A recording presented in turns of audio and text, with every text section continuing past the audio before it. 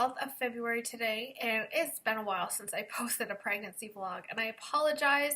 I was supposed to have one up earlier, but I've had a few things that I've had to do this week, and any free time that I had, I've not been feeling good, so I've been trying to rest. And as you can see, I'm dressed today, which is a rare thing, but I had some errands to take care of today, and put that on hold because Ellie was freaking out because she was so tired.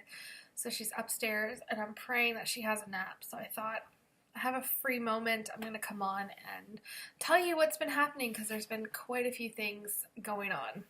So to start off with, we did find out what we're having. If you remember from my last video, I told you that we had plans to do this live gender reveal over on the Mom Talk TV channel, and we did do that. The reveal itself didn't go exactly according to plan, and that's because we meant to have this huge party at the house with our close family and friends, but this giant blizzard blew up the East Coast, and yeah, that didn't work out. So while Matt and I were alone at the house, we weren't really alone because we Skyped with our family, and then of course we did the live gender reveal with all of you. So I'm thankful to technology for giving us that fun experience that we had. And you can hear she's upstairs playing instead of sleeping. At least she's not crying to come out. Knock on wood. So, yeah, if you're interested in seeing that reveal, the link for the channel is in my description box. You can click on that and find the reveal there. It's not too far down the list of videos posted on that channel. Anywho, so other things to tell you about was we had a pretty important doctor's appointment.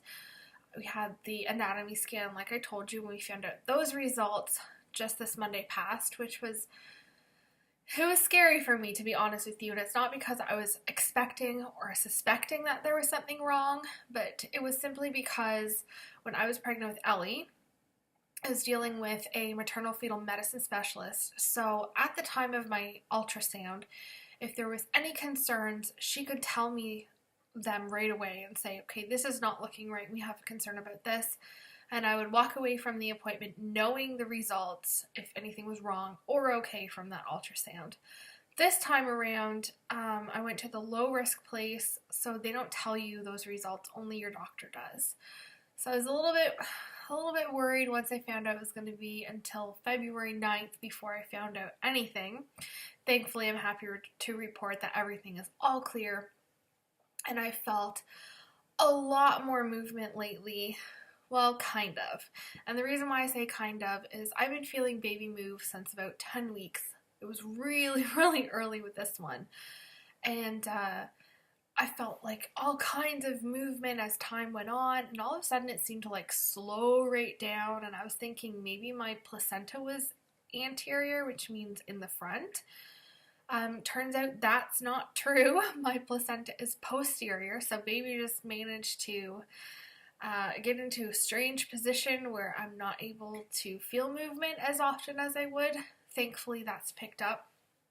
I'm really excited though that my placenta is posterior, meaning in the back, because everyone knows I'm trying for a VBAC, and the risks of having a second C-section, I was just worried like maybe there was a chance that my placenta could have embedded into my previous scar, or a bunch of other stuff, but all of that was looked at and I don't have any of those fears. And also I'm really happy that the placenta is in the back and won't interfere with feeling movement. So if the baby gets into strange positions, it's just the baby, it's not my placenta causing that. So that being said though, when the movement decreased, of course my anxiety kicked up into play, and during week 19 I had to use my Doppler pretty much every day just because I was really scared. Like I literally went from feeling tons and tons and tons of movement to maybe 1 or 2 kicks a day. It really scared me.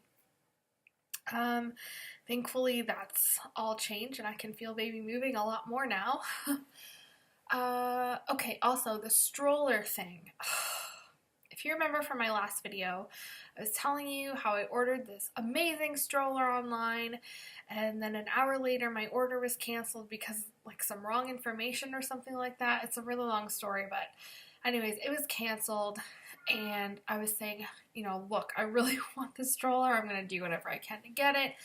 It's only available in the States, so if that means me driving over to the States to get it, then I will.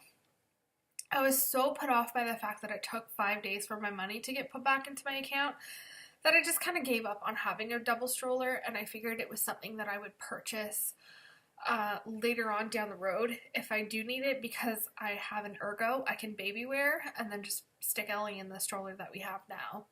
So what I did with the money that when I finally got it back was I bought my Halo Swivel Sleeper Bassinet. It's kind of like a mouthful to say.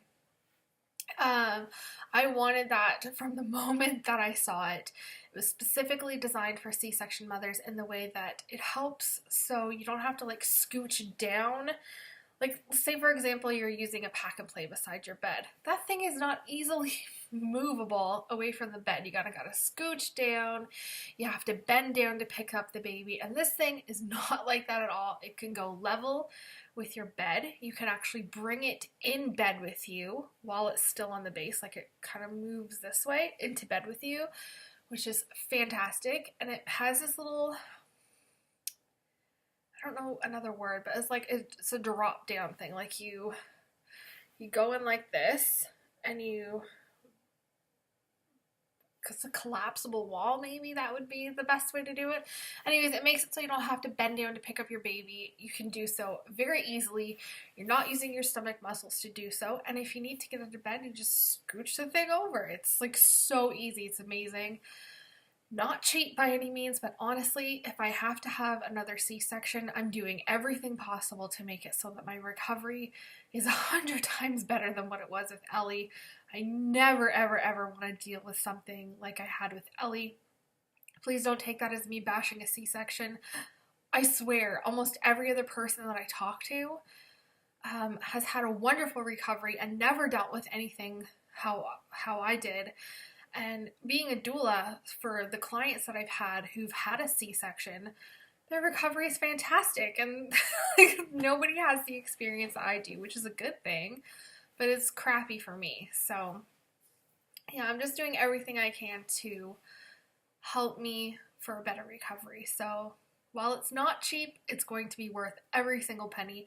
And even if I don't have to have a C-section, that thing is amazing, and I would have used it with Ellie even if she was a vaginal delivery. Did some baby clothes shopping during week 18. We were very excited and just went out and bought some clothes. So I will do a haul with that later on. What else can I tell you about? Oh, Matthew finally felt the baby kick from the outside. I think that was during the end of week 18. That was fun. Ellie now knows where the baby is, Mummy's tummy, and she'll give baby kisses all the time. Well, my tummy. She's very excited to be a big sister, and I just can't wait to see the dynamic between these two kids. And I know Ellie's going to be so thrilled to have a new sibling, and I just cannot wait to see what that looks like. Although the thought of having two kids still scares the daylights out of me. Honestly, it does. So my next big purchase is going to be my breast pump. And I had a single pump before, and I'm more interested in a double pump because I'm doing everything I can to make breastfeeding happen this time around. And I believe that a double pump will help me with that. I mean, while a single electric pump is good, I think having a double pump would be, it's better. You can do it a lot faster. You're not sitting there tied to a pump for about an hour or whatever. So, oh yeah, I was going to tell you I was going to go with either Medela or Amita. I'm kind of leaning towards the Amita because it's a closed system, and as I'm saying this, baby's kicking me right now. Amita is a closed system, so it's more hygienic. You can buy one used and not have to worry about water or milk in the tubing. You don't have to worry about that at all. So, and that's what they use at my hospital for breast pumps, is Amita. And I used that with Ellie, and it worked great. But I also know that Medela is super popular, and that's what I had. I had a Medela swing pump, I think it is. So, I don't know. Maybe if you want to leave me your opinions about which pump that you had and which you found worked best for you, I'd appreciate that. So for names, we definitely have not decided on a name. I figured this would be so easy because we had lists last time, and we still have the list and we still have our names, but honestly, I don't have a clue what we're going to name this baby. We're leaning towards one thing and then like our opinions will change the next day, and I don't know. I think that when we see the baby, that's when we will decide on a name. Maybe if you want to leave your name tips down below, that would be great. Anyways, I don't know if I want to do a bump shot. I'm 20 weeks and Wednesday, Thursday, 2 days doing this. And I did pop out a little bit, but I don't know. I do have a V-shaped belly. It's something I'm very self-conscious about. So if I do this and I'm not received with at least decent comments, if you don't like what you see, obviously you don't have to say anything. I'm not expecting compliments or anything or whatever, but if I get negative comments, I probably won't do any more belly shots because being a bigger person, I am a little more self-conscious. And having this stupid V-shaped belly. And you know what? Even when I was super, super skinny, I still had the damn V-shaped belly. So, alright. We'll see what we got here. Let me just hike up my maternity pants.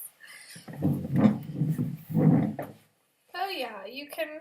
Oh yeah, that looks cute in this outfit anyways. Yeah, there we go. So that is 20 weeks, 2 days. And you can see the floor is riddled with my toddler's toys.